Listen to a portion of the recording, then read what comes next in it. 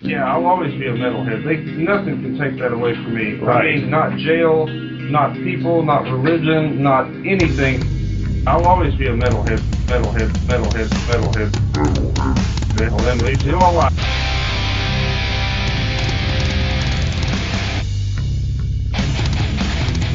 You're listening to the Great Metal Debate Podcast.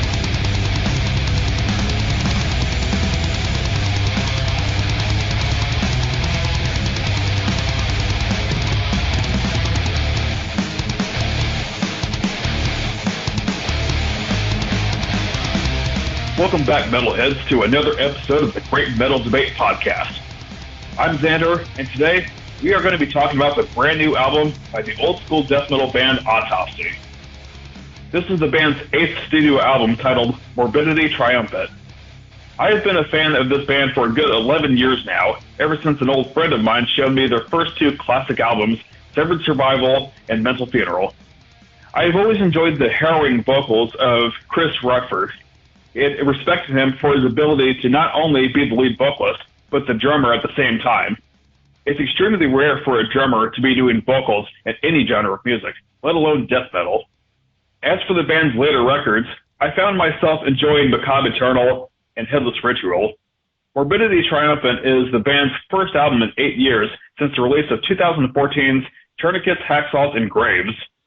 This band has more than made a name for itself over the last 3 decades, and have achieved legendary status among all metalheads. It is a shame that I have never seen them in concert, especially since they managed to unintentionally create a brand new form of mosh pit during the last Maryland Death Fest. I have to keep it G-rated, so I won't talk about that here, but if you know, you know. Kicking things off, we have the first track, titled Stabbed in the Brain. We are immediately blown away by the immense power of Chris's drums, and not even a minute into the track, we have our first of many chaotic guitar solos. It is everything that you can come to expect from a band like Autopsy. Next, we have a song called Final Frost. It is yet another solid track where the vocals continue to stand out as always. There is just something about the way Chris's vocals sound that give it that extra zombie horror vibe. I especially like the way the song ends with the vocals being dragged along as the music fades out. The guitar intro for the Voracious one has a very windy but rhythmic sound. Danny Corrales and Eric Keller make the music for this track sound like rock music, but with Chris's monstrous voice layered over it. It almost sounds a little groovy in a way. Born in Blood is another banger, and so is Flesh-Strewn Temple. Tapestry of Scars and Knife Slice Axe Chop had their incredible moments along with audible bass in the mix. Greg Wilkinson is the newest addition to the lineup and does an outstanding job filling in for bass. If it sounds like I'm cutting corners with this review, it's because I am. I have always enjoyed Autopsy's music, but at the same time, a lot of the songs do sound somewhat similar. I'm not saying that they sound exactly the same, but I feel like this is another release that just doesn't bring anything new to the table. Moving on, we have a song titled Skin by Skin, where we hear more of the bass in the beginning, accompanied by a cavernous bellow by the vocalist, and his very slow drum beat. In fact, the majority of the song is very slow and very Death Doom-like.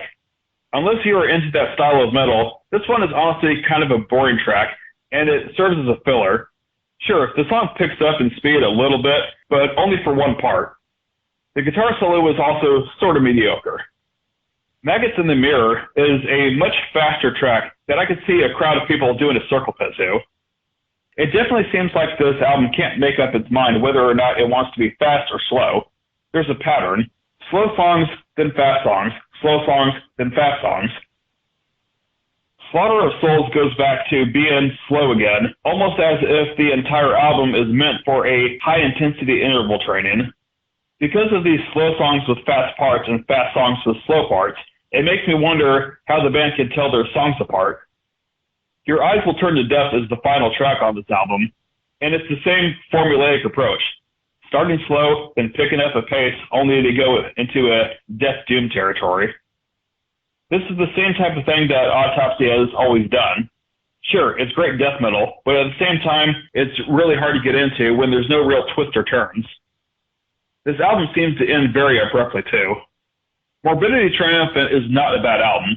In fact, this album is really good, just like all of their other albums, with the exception of Shit Time. We don't talk about that album. Every great band has their magnum opus, and every great band eventually has their Saint Anger. Don't get me wrong, I love Autopsy. I've always loved Autopsy. I love this album. But it seems to suffer from genericness. I love this band for the same reason I love a band like Incantation or Immolation. They never take any risk as far as changing their style because they know they don't need to. Autopsy is a band that never strays from the path of brutality, which is why I highly respect them. Now, if you're into this particular type of death metal, then you'll most likely enjoy it. So with all things considered, I'm going to give Morbidity Triumphant an 8 out of 10. Be sure to keep metal alive by supporting the group. You can buy their music through Peaceful Records and Bandcamp. Be sure to like and follow them on all social media platforms.